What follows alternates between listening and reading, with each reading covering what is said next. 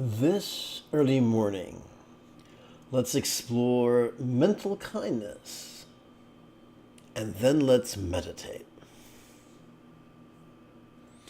This is Lama Jigme Gyatso of the Buddha Joy Meditation School. Welcome to Meditate Like a Jedi.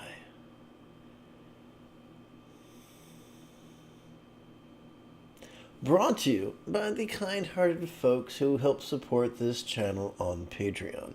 This morning, we could chant and meditate and enjoy a lesson or two.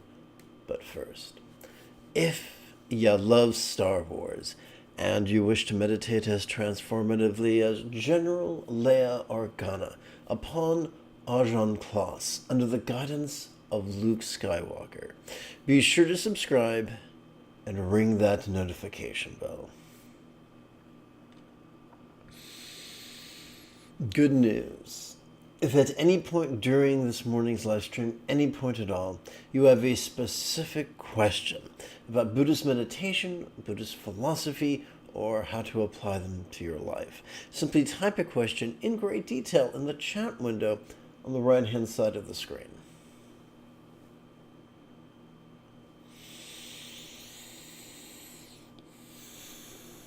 So let's giddy up.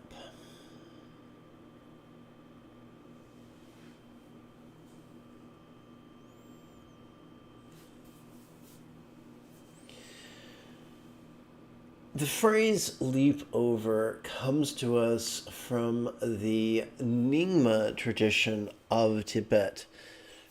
And one of the weird things I found with humanity, but especially Tantric Buddhism, is there are more sects than there are practices. So, in other words, every sect I've encountered performs the same practices, but in different sequences and with different labels. So, if you ever meet a teacher and they use a term you don't understand, if they start saying, well, that if you don't understand their term, clearly you aren't a true Buddhist and you need to start from scratch with them, do know you're being sold a false bill of goods. So leaping over reminds me of an episode of The $6 Million Man from way back when I was in 4th grade. And he had to pole vault over an electric fence. So we're going to pole vault over our competitive tendencies using the tool of love, of wishing others well. The Buddha taught in the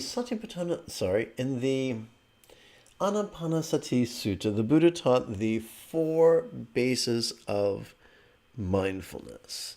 In this context, there would be the mental, the interpersonal, the physical, and the circumstantial. This morning, we're going to explore the mental. So in other words, we're wishing others mental wellness. Now, there's lots of people who wish others mental illness, who wish to curse others, to cause others to go slowly mad from sleep deprivation.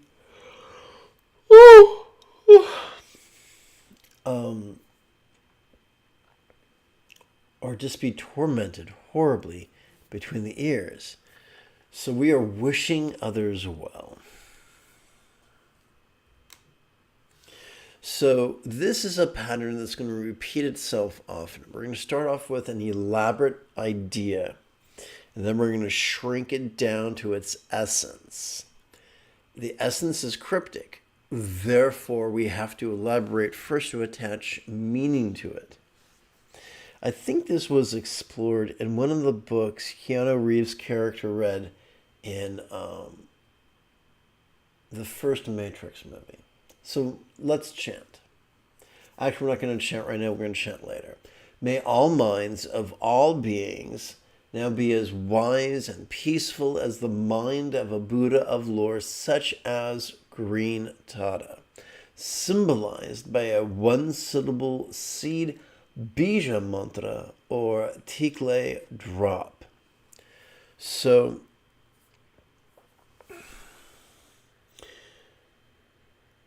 notice the word as.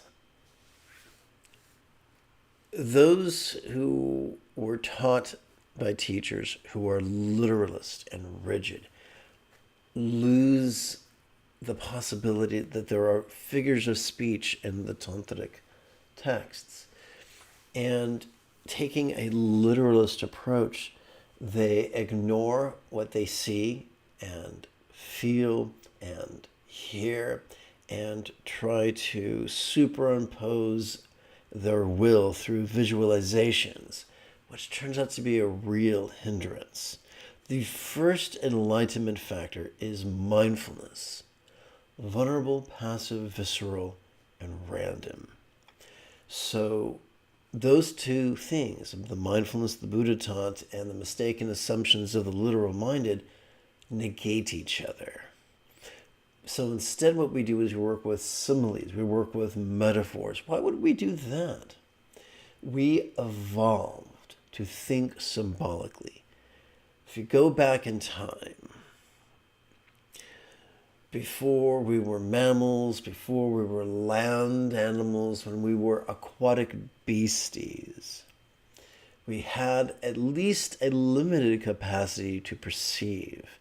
And given a sufficient length of time, any entity that perceives can begin to recall past perceptions or anticipate or imagine future desired or dreaded perceptions. That is the introduction of figurative thinking. That is the armature upon which the clay statue-like remains of the human modern mind is built on the idea of perception, recollection of perception, and imagination of perception. Therefore, one of the most efficient ways to contemplate is through the use of figures of speech, as we see right here. So, may we be as wise and as peaceful as the mind of a Buddha of lore. The idea that this is figurative is reinforced with the noun lore, saying this is of tales told. Humans love fiction. We're wired to tell stories and to cherish stories. Oh, excuse me. Oh.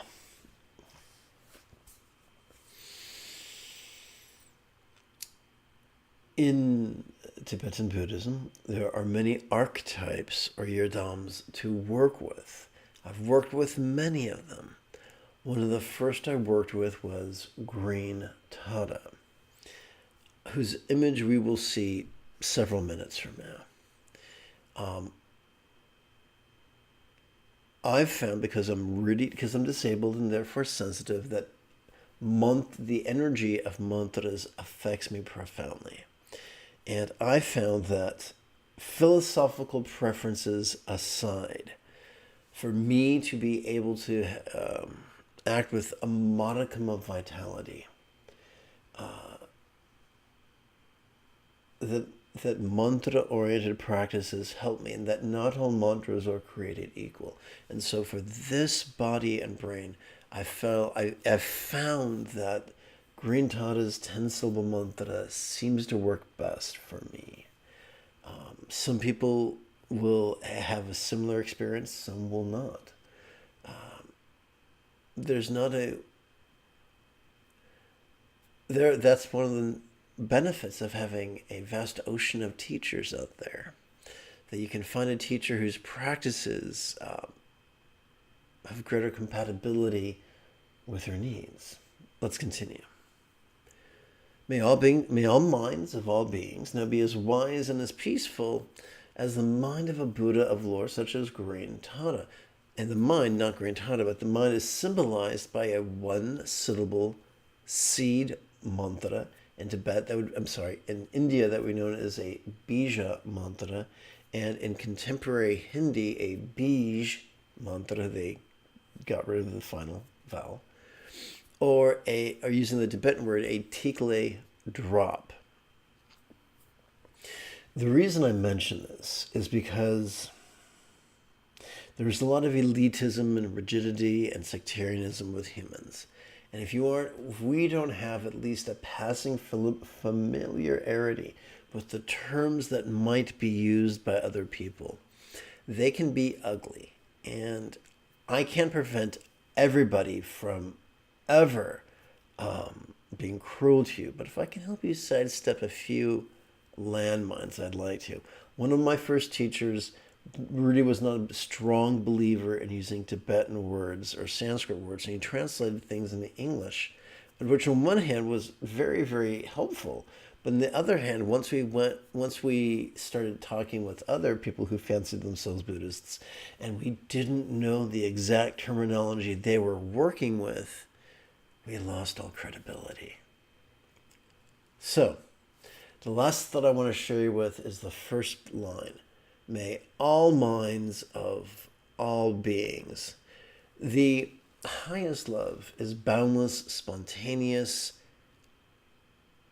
and uncontrived. We are wired to have empathy for all beings of all worlds, real or imagined. So I want to explore that with you for a moment. Some humans on this planet, in our history, have done horrible things. Joseph Stalin, Pol Pot, Adolf Hitler have done horrible, horrible things.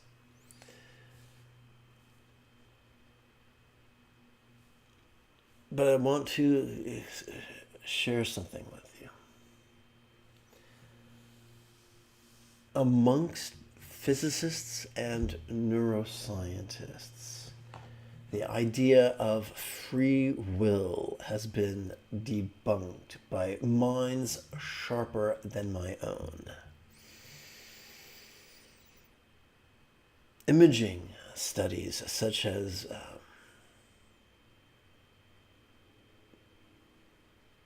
fMRIs, functional magnetic resonance imaging studies, have shown that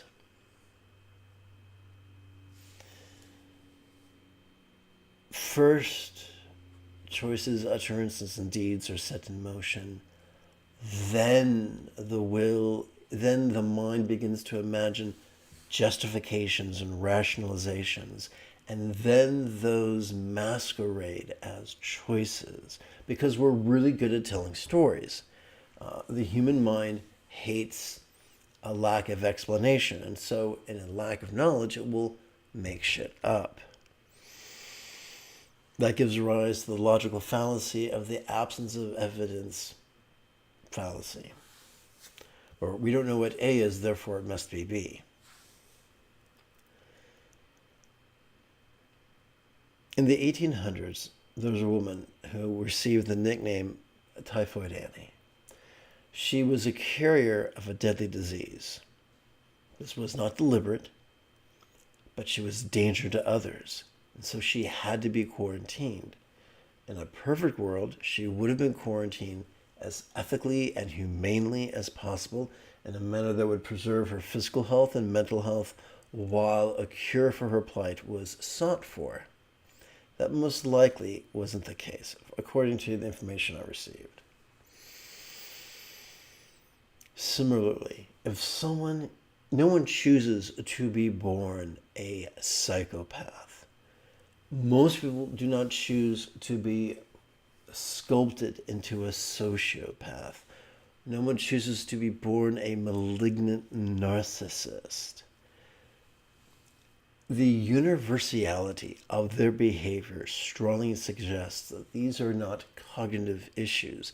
These are physical issues with behavioral symptoms. Now, can psychopaths, can sociopaths, can malignant narcissists be a danger to themselves? Yes. Can they be a danger to others? Yes. Can they commit murder? Yes. Can they become sexual sadists? Yes. Can they commit acts of treason? Yes. Can they commit acts of theft and deceit and fraud? Yes, yes, and yes. In some cases, would it be better if society was protected from them? In some cases, perhaps.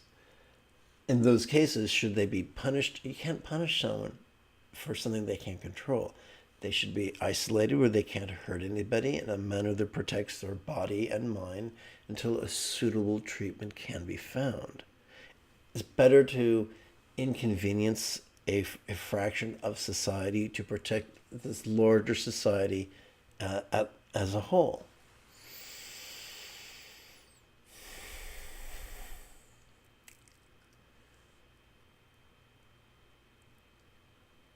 All humans, the more humans practice mindfulness, the more we become aware that we each within us have a full spectrum of human emotions, from the glorious to the grotesque. And as we become honest with ourselves, we realize that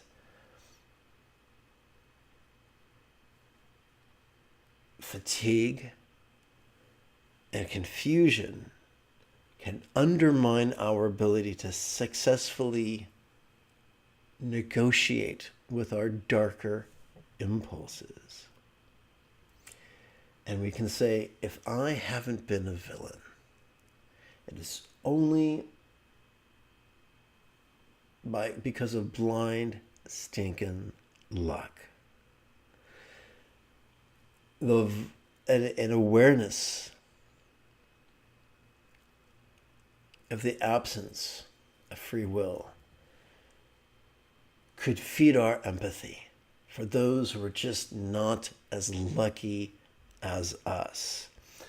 I was born with ADHD. People with ADHD have a dysfunctioning dopamine system, therefore rendering them likely candidates for addiction, alcoholism, drug abuse, and the like.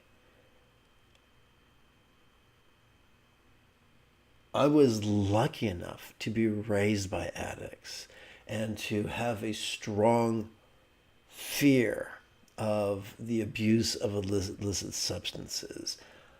That served me well. It helped me sidestep a lot of needless stress and suffering. I did not earn that opportunity, but I benefited from that opportunity. There is a lot of randomness. There is a lot of, for want of a better term, luck, good or bad. Therefore, there is no reason to pat ourselves on the back because in some areas we may have been lucky. And there's no reason to hate someone because in some areas they may have been unlucky. To realize that that could be me when looking at a villain, real or imagined, can help us to take a beat. And so we aim our empathy at all minds of all beings of all worlds, real or imagined. Just because we don't like what someone does, just because we don't agree with someone's worldview, does not negate the fact we are wired to be empathetic to them and their needs. Hopefully these exercises can make that abundantly clear to you. By the way, if you have just joined me, welcome aboard. I sound like a conductor in a train. Welcome aboard. If at any point you have a specific question about Buddhist meditation or Buddhist philosophy or how to apply them to your life, simply type your question in great detail in the chat window on the right-hand side of the screen. So having gone through this one enormous sentence, having understood the meaning of it, we now are prepared to explore its concise six-syllable aspect, which is right here. Sitam wise for all minds. So the trick to transform mindless mantra recitation into spiritually potent mantra contemplation is twofold. Number one, while chanting the mantra, physically strive to relax as best you can, while allowing your gaze to rest, just rest, not concentrate, but just allowing your gaze to rest upon the noun wise, assuming you've already spent a week or two getting really comfortable with the mantra. If this is your first time working with the mantra, then give yourself permission to have a learning curve. The second step is this. You can't breathe out forever. Eventually, you're going to need another breath in. Otherwise, you'll turn red, fall over, wiggle funny, and scare the dog. So during your in-breath, you can silently and mentally guide your intention through the cunning use of these 6 words. Words guide intention. Intention guides thought. Thought guides energy. Energy guides behavior, choices, utterances, and deeds.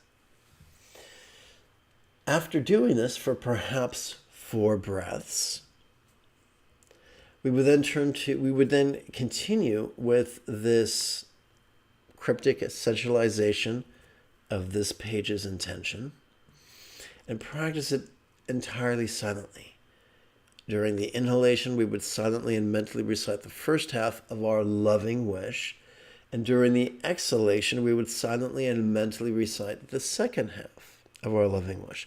Our job is simple. It is not to actively visualize or actively emote or actively believe. Of all one does is silently and mentally play with these words in harmony with their inhalation and their exhalation and their relaxation. Spiritual growth becomes an inevitability.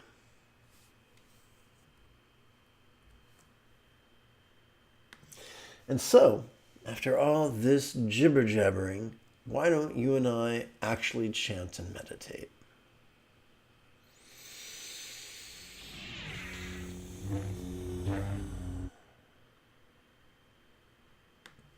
We come to the latest iteration of the Easy Tantra of Green Heroin.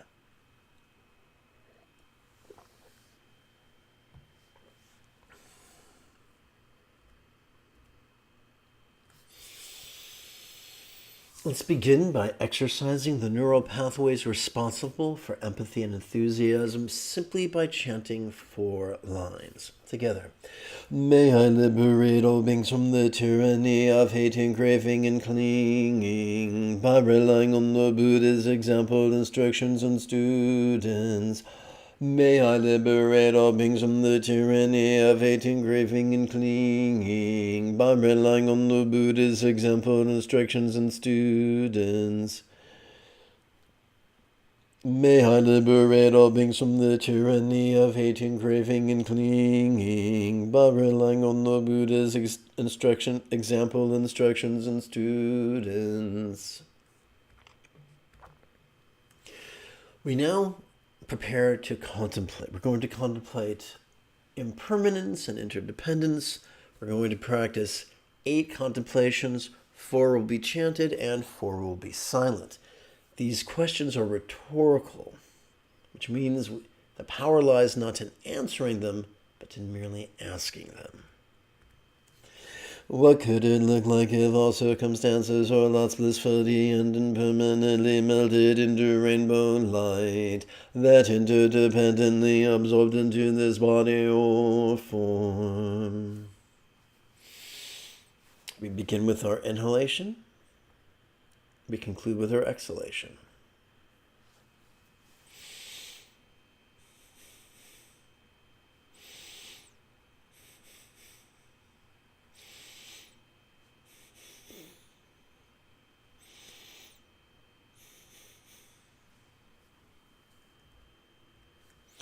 What could it feel like if all forms or bodies blissfully and impermanently melted into rainbow light that interdependently absorbed into this interpersonal communication or speech?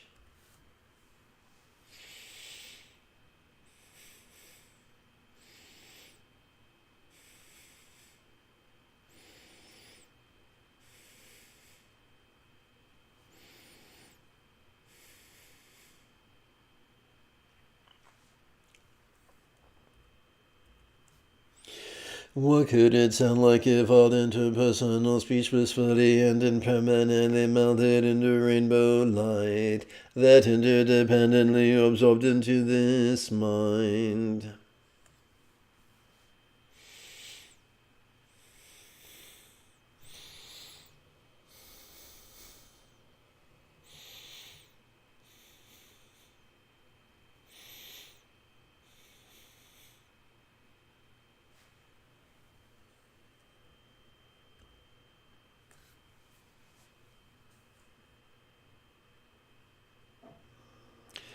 Well, that's weird. Did I repeat it a second time? I appear to have. Okay. Oh, that's right. We are. Yes. That's weird.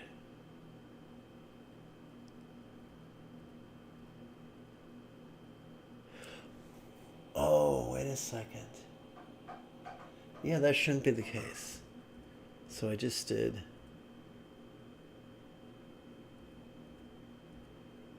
Oh, never mind. I got confused. Forgive me. Let's continue. What could it be like if all minds blissfully and impermanently melted into rainbow light that interdependently absorbed into a vast empty void?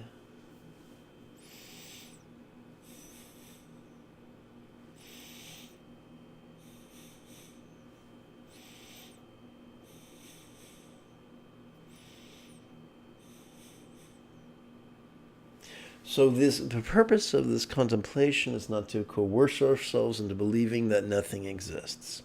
It's merely to help ourselves get comfortable with the idea of change and the fact that things affect other things, and that those two things are inevitabilities. There will always be change. There will always be things affecting other things and things being affected by other things. In other words, these two ideas help us to let go. Things come up, we notice them, we breathe out, we relax, and begin to let go. So right now, let's meditate as we breathe. The easiest way to practice mindfulness is to silently and mentally recite the demonstrative pronoun this as we inhale.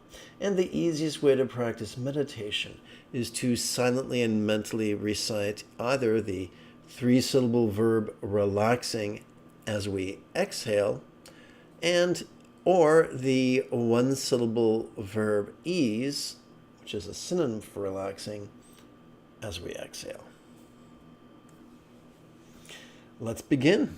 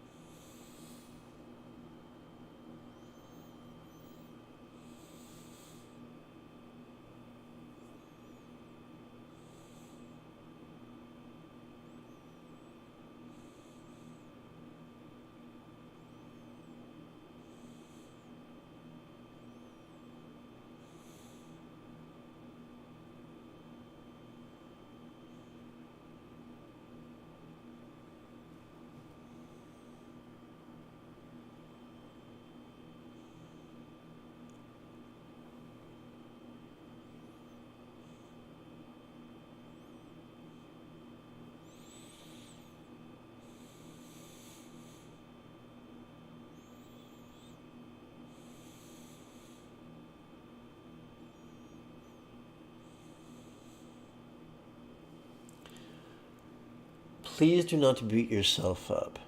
Give yourself permission to have a learning curve.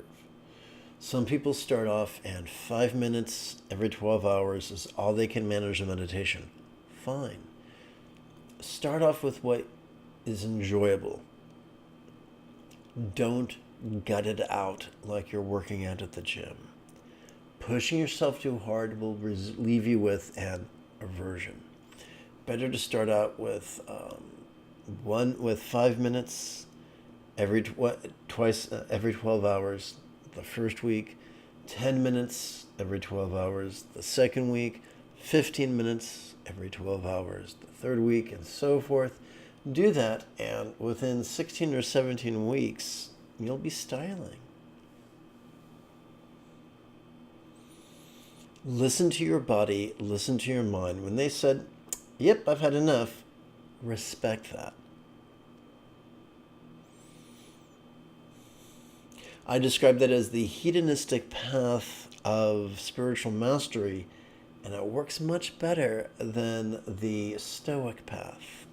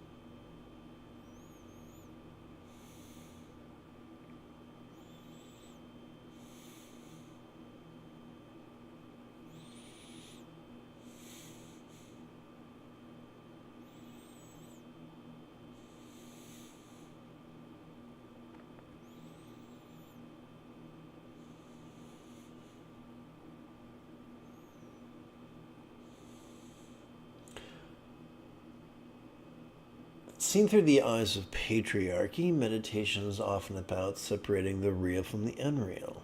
Seen through the eyes of matriarchy, meditation is about noticing and relaxing, dispelling and dispensing with any labels. And the label you need is simply this.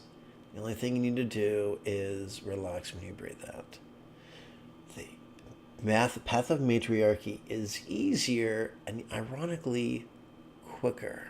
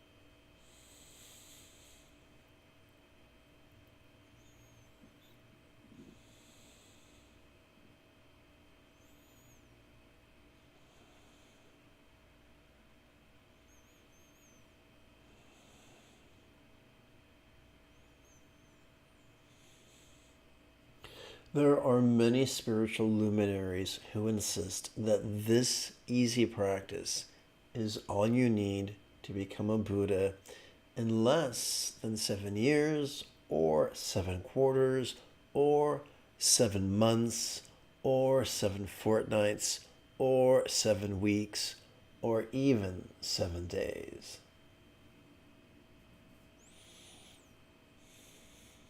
It can be tempting to say, dude, I got a 60-page practice text and I can't do that until I do this, so I'm going to use this as a stepping stone. And that is an efficient way of squandering one's practice. Practice is not something to endure until you can do something better. That's going to make you miserable.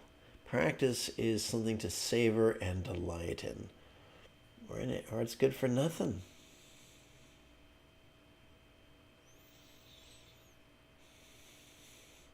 One of the late teachers of the 14th Dalai Lama of Tibet, named Dilgo Khyentse Rinpoche, used to say, if your meditation doesn't help you with your emotions, then what good is it?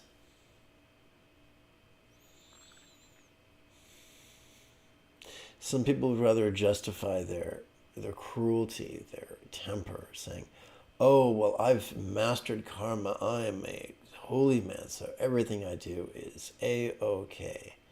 Better to say, I don't want to hurt anybody and I want to learn from my fuck-ups. Because there will always be plenty of grist for the mill.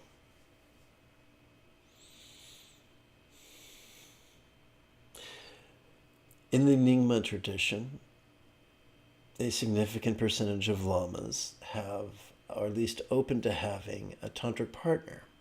And there's nothing like being in romantic partnership to really show you the areas in your life that need to evolve.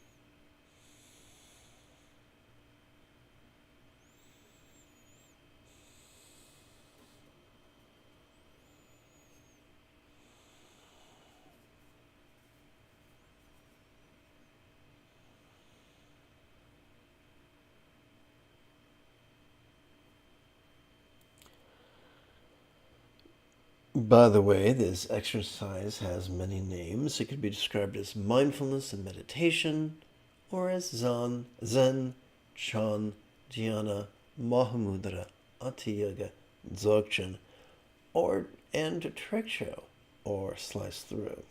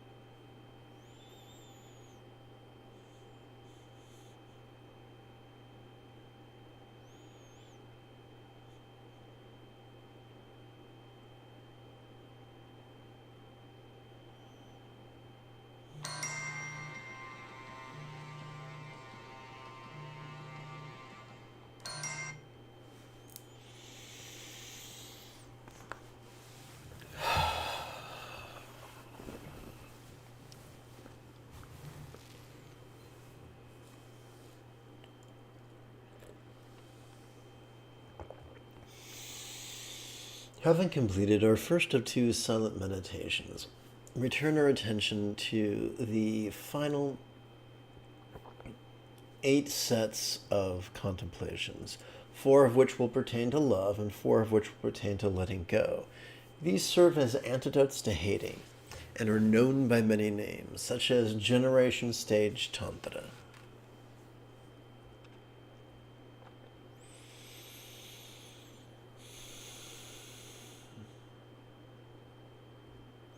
So we'll begin with what we explored, ironically enough, during our opening lesson.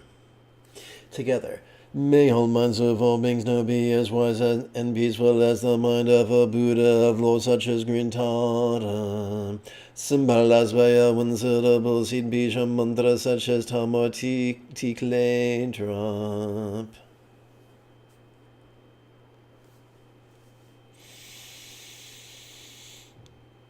Om Tare Du Dare Dure Swaha Om Tare Du Dare Dure Swaha Om Tare Du Dare Dure Swaha Om Tare Du Dare Dure Swaha Om Tare Du Dare Dure Swaha Om Tare Du Dare Dure Swaha Om Tare Du Dare Dure Swaha Om Tare Du Dare Dure Swaha Om Tare Du Dare Dure Swaha Om Tare Du Dare Dure Swaha Om Tare Du Dare Dure Swaha Om Tare Du Dare Dure Swaha Om Tare Du Dare Dure Swaha Om Tare Du Dare Dure Swaha Om Tare Du Dare Dure Swaha Om Tare Du Dare Dure Swaha.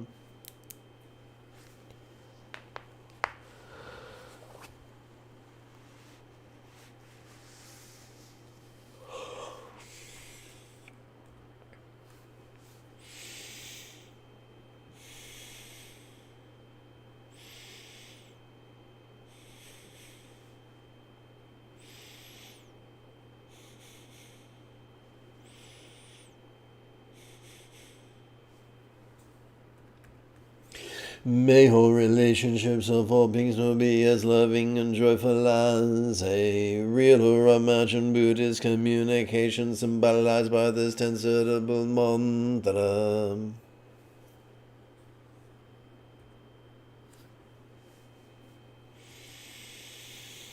Om Tare Du Dare Dure Swaha Om Tare Du Dare Dure Swaha Om Tare Du Dare Dure Swaha Om Tare Du Dare Dure Swaha.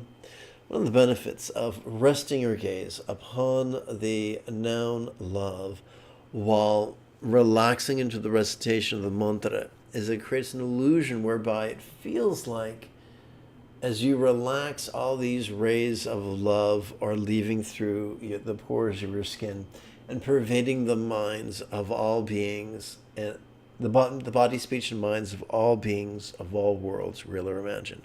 Now, our job is not to visualize this or believe this. It's just a fringe benefit of relaxing into the mantra as our eyes rest upon the noun love. Think of it that way, and you'll avoid a lot of hang-ups.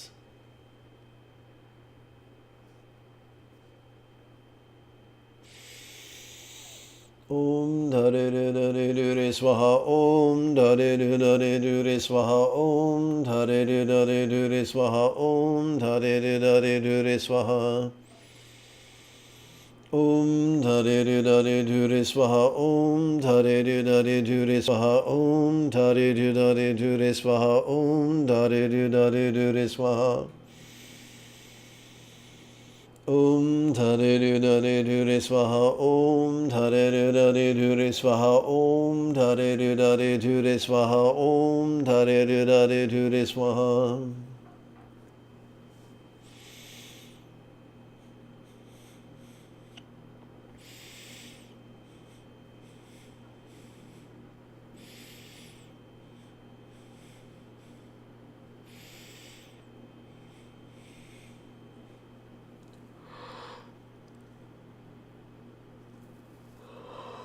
Oh.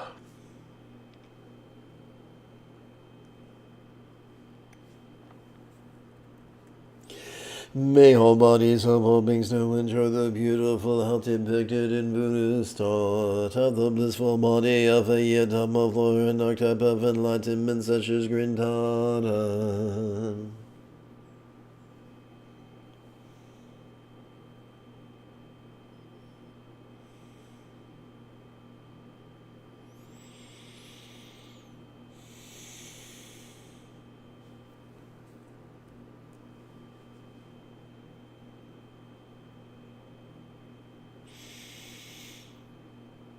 Om Tare Du Dare Du Re Swaha Om Tare Du Dare Du Re Swaha Om Tare Du Dare Du Re Swaha Om Tare Du Dare Du Re Swaha Om Tare Du Dare Du Re Swaha Om Tare Du Dare Du Re Swaha Om Tare Du Dare Du Re Swaha Om Tare Du Dare Du Re Swaha Om Tare Du Dare Du Re Swaha Om Tare Du Dare Du Re Swaha Om Tare Du Dare Du Re Swaha Om Tare Du Dare Du Re Swaha Om Tare Du Dare Du Re Swaha Om Tare Du Dare Du Re Swaha Om Tare Du Dare Du Re Swaha Om Tare Du Dare Du Re Swaha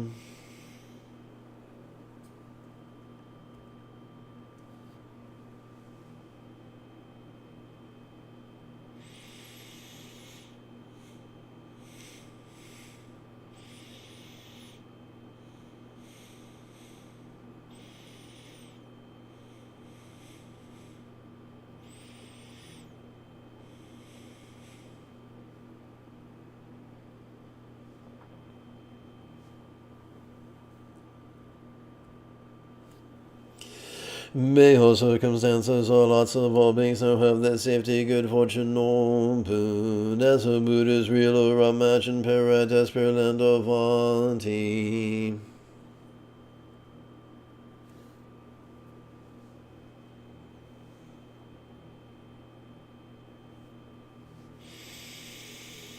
Om Tare Du Dare Du Re Swaha Om Tare Du Dare Du Re Swaha Om Tare Du Dare Du Re Swaha Om Tare Du Dare Du Re Swaha Om Tare Du Dare Du Re Swaha Om Tare Du Dare Du Re Swaha Om Tare Du Dare Du Re Swaha Om Tare Du Dare Du Re Swaha Om Dare Du Dare Du Re Swaha Om Dare Du Dare Du Re Swaha Om Dare Du Dare Du Re Swaha Om Dare Du Dare Du Re Swaha Om Dare Du Dare Du Re Swaha Om Dare Du Dare Du Re Swaha Om Dare Du Dare Du Re Swaha Om Dare Du Dare Du Re Swaha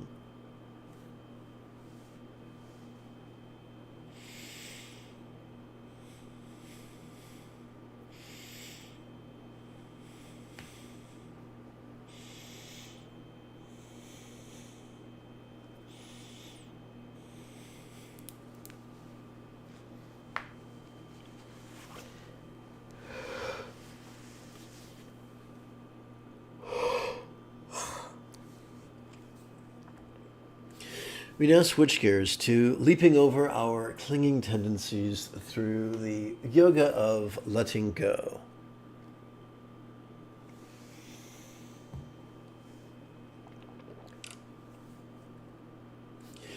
As we relax into our exhalation, whatever we notice during our previous inhalation could feel as non-graspable as a vast empty void.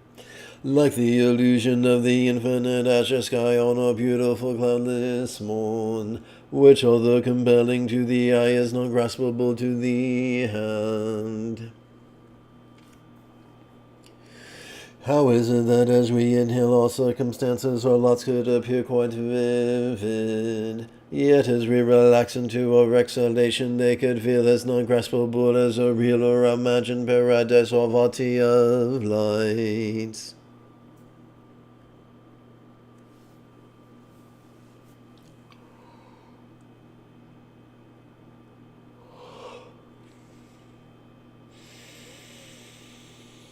Om Dade Dade Dure Swaha Om Dade Dade Dure Swaha Om Dade Dade Dure Swaha Om Dade Dade Dure Swaha. If you've just joined, here's the trick. As you chant the mantra, physically relax as best you can.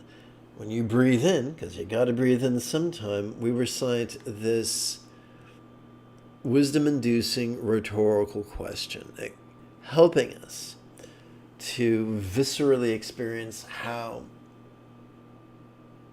that although when we breathe in, our circumstances could seem quite vivid, as we relax into the recitation of the mantra, these exact same circumstances could begin to feel as if they were as non-graspable as a Buddha's real or imagined paradise comprised only of light.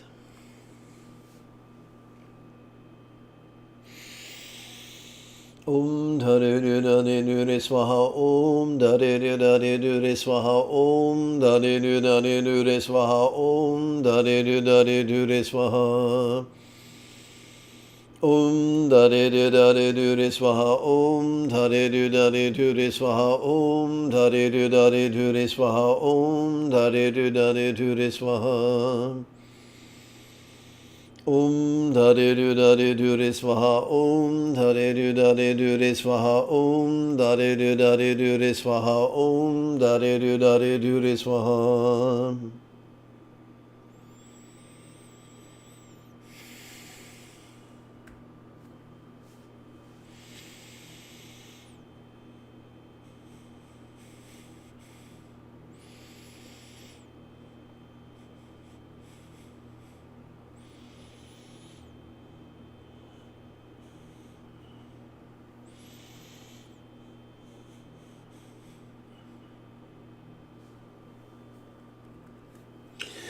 How is it that as we inhale, all bodies or forms could feel quite sensual, yet as we relax into our exhalation, they could feel as non-graspable as a real or imagined octopoiedom of light?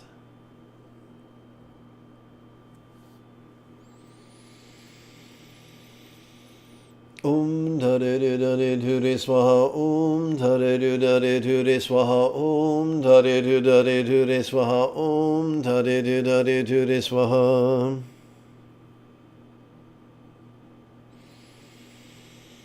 Om Dade Dade Dure Swaha Om Dade Dade Dure Swaha Om Dade Dade Dure Swaha Om Dade Dade Dure Swaha Om Dade Dade Dure Swaha Om Dade Dade Dure Swaha Om Dade Dade Dure Swaha Om Dade Dade Dure Swaha Om Dade Dade Dure Swaha Om Dade Dade Dure Swaha Om Dade Dade Dure Swaha Om Dade Dade Dure Swaha.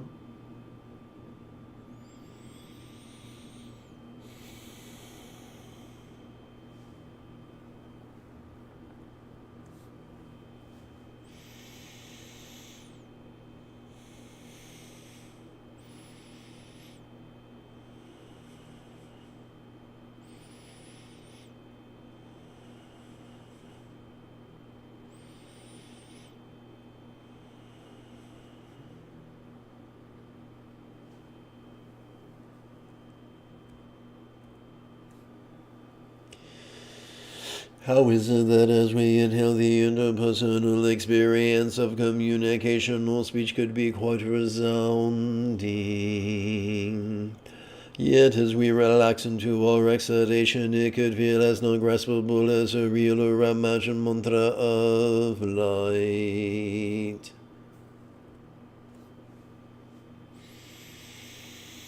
Om Dade Dade Dure Swaha Om Dade Dade Dure Swaha Om Dade Dade Dure Swaha Om Dade Dade Dure Swaha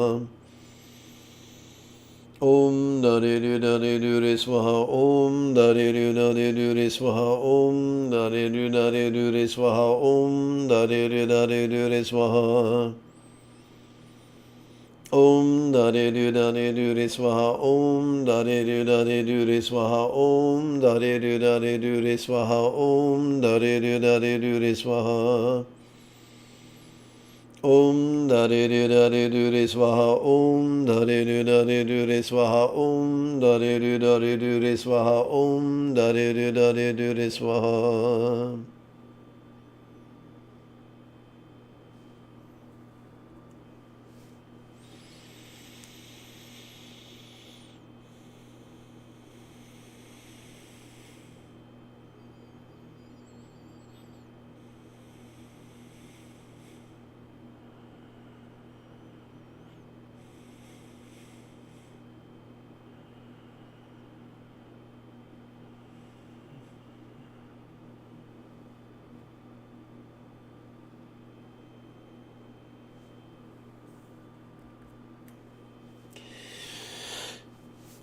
How is it that as we inhale we could perceive all mind's functions quite clearly?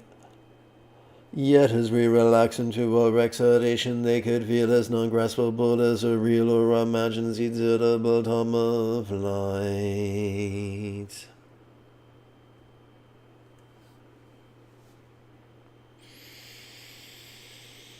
Om Tade Du Dade Du Re Swaha. Om Tade Du Dade Du Re Swaha. Om Tade Du Dade Du Re Swaha. Om Tade Du Dade Du Re Swaha.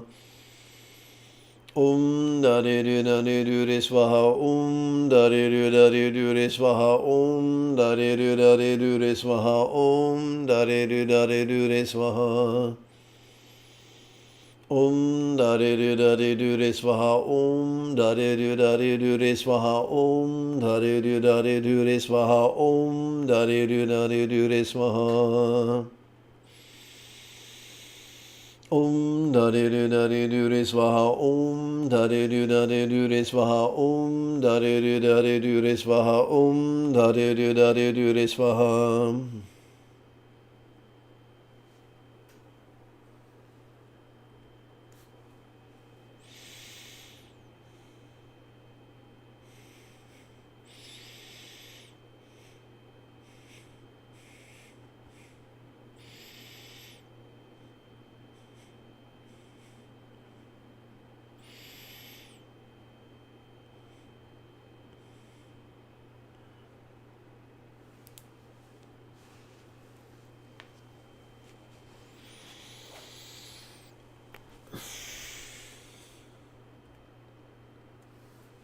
We come now to the second of two silent meditations. This bliss and letting go could serve as an antidote to craving and is known by many names, such as completion stage tantra.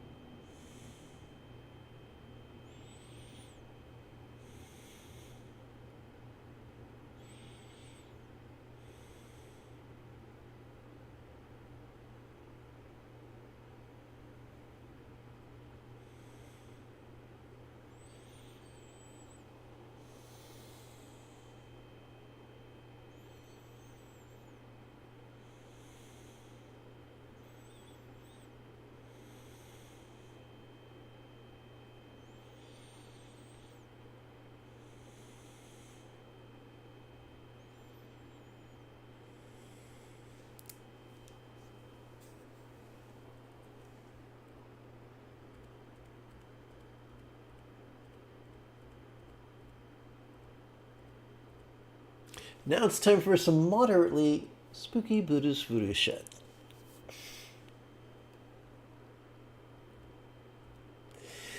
May light rays radiate from the settled Lama in my heart, inviting Shamantaras surrounded by the assembly of Lamas, Yadams, Chondros, Buddhas, Bodhisattvas, and Dharmapalas. Gods and demigods bow their crowns at your lotus feet. To liberator from all misfortune, to you, Mother Tara, I bow down.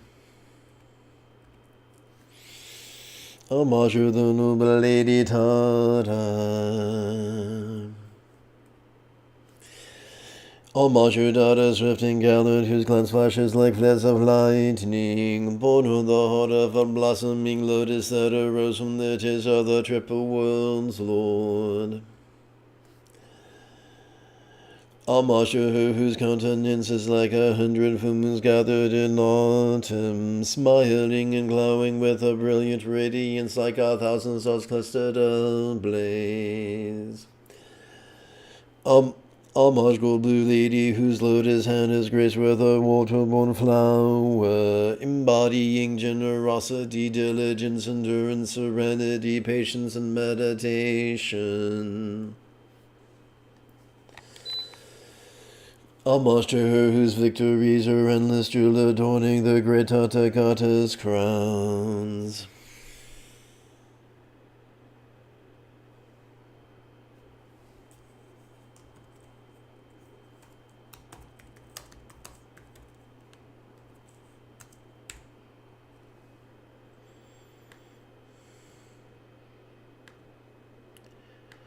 All right, take two. Here we go.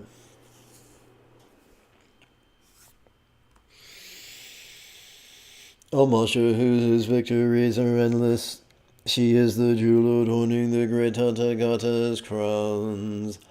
She is well served by the years of the victors who have accomplished all the perfections.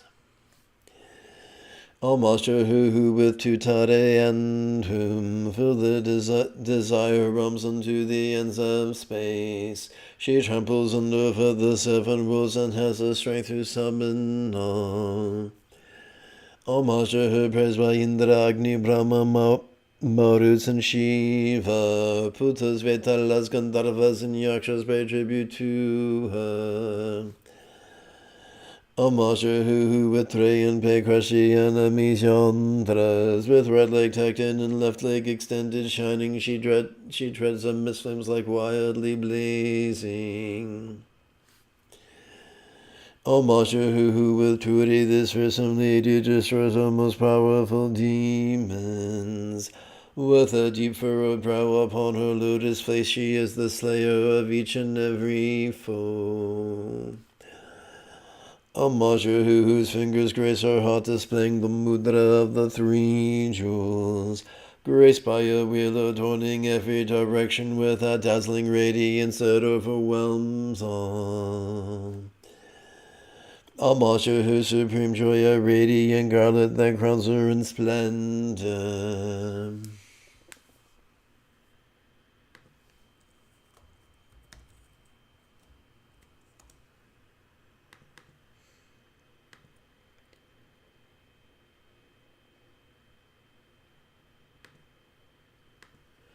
Smiling and laughing with tutare, she brings demons in the world under control.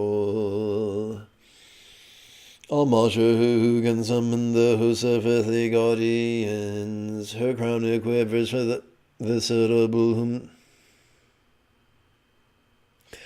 Her frown quivers, the suitable whom delivers us from every misfortune.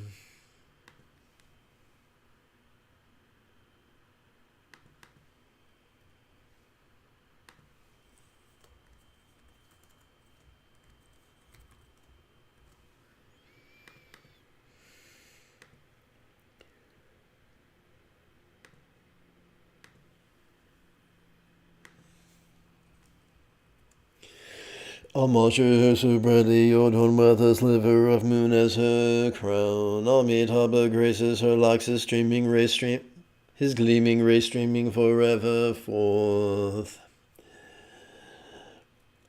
Homage, Mother, residing amidst the garland that blazes like the fire at the end of the world era, right leg extended and left drawn in, annihilating hosts of enemies. Homage, Mother, who hits the earth with the palm of her hand and pounds on it with her feet. Frowning wrathfully, she shatters the 7 underworlds by the sound of Hoon.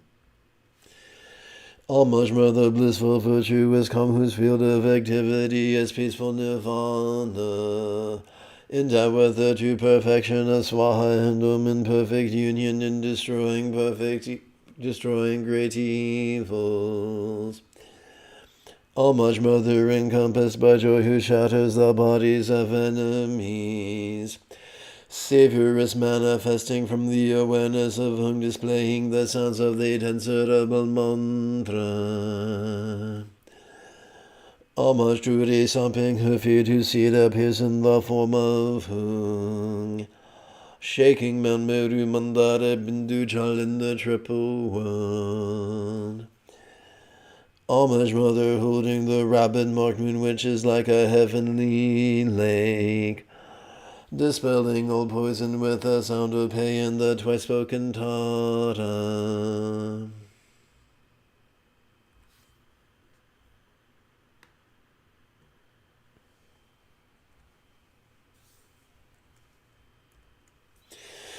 Homage, Mother, served by the ruler of the hosts of gods, by the gods and kinnaras, dispelling conflicts and bad dreams with her armor of joy and splendor. Homage, Mother, whose 2 eyes are like the sun and full moon, shining with brilliant light, who dispels deadly disease with 2 Tade and twice uttered Hara. Homage, Mother, endowed with the power to pacify by the display of the 3 natural states, destroying the hosts of evil spirits, yakshas, and the walking dead, to a most excellent Mother. This is the praise of... let's try this again. This is the praise with the root mantra, and these are the 21 homages. Homage to the noble lady Tara, homage to Tara, quick one heroine. With to Tara you are the one who banishes all fear. With Ture the liberator who bestows all benefits, and with Swaha may it be so. May all mind, speech, forms, and lots be as wise, loving, healthy, and fortunate as green heroines, real or imagined, suitable mantra archetype in paradise. May all beings like green heroine master the Eightfold Path as well as liberate all others.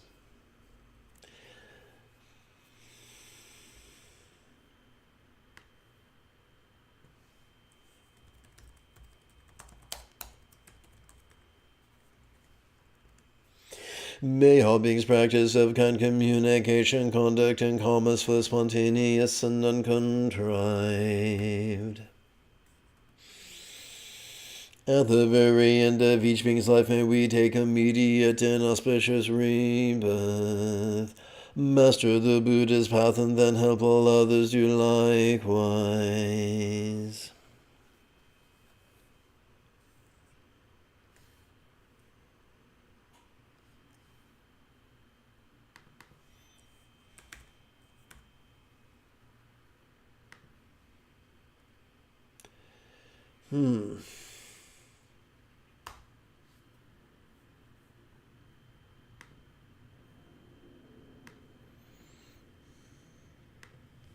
The screen's going to go nuts for a minute. I will tend to it momentarily.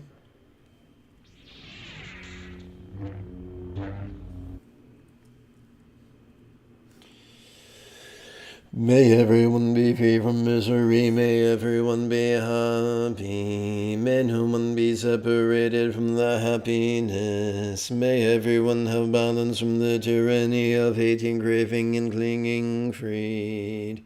We conclude with Windhorse practice of Tata. Om green of space, savior of all beings, perfectly pure essence of wind that pervades all. You give birth to all worlds and cause them to flourish. Noble lady, Tata, I pay homage to you.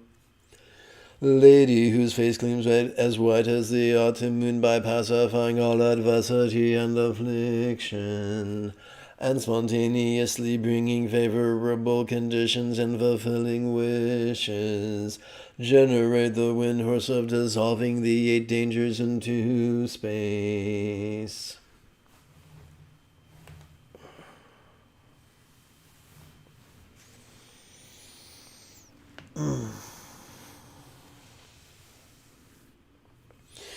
Lady who shines as brightly as the golden sun by eliminating all decadence and poverty, and increasing lifespan, merit, wealth, and renown. Generate the wind horse of expanding prosperity and fortune. Lady who blazes with the luster of red rubies, by dispelling all dependency and misfortune, and bringing the whole apparent world under my control. Generates the wind horse of magnetizing the triple world. Lady who sparkles with blue sapphire brilliance, by repelling all enemies, obstacles, and harm, and granting total victory over all danger and adversity. Generate the wind horse of overpowering demonic horns. Lady who beams with emerald green light by pacifying all unwanted circumstances, and accomplishing all aims with auspicious glory. Generate the wind horse of acting on a space-like scale. Om ye dharma hetu prabhava hetunte shantata gato hyavatat.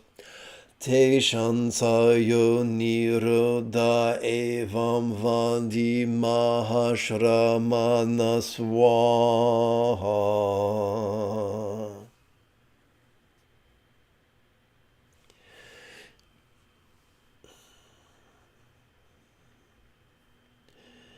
If you feel that I have earned it, you could type something in the chat window. You could give this live stream a thumbs up. You could share it with a friend. You could even help support this channel on Patreon. In approximately 10.5 hours, I intend to return to lead tonight's evening meditation. Until then, may you and yours be happy and healthy. And if you are as geeky as me, this is the way.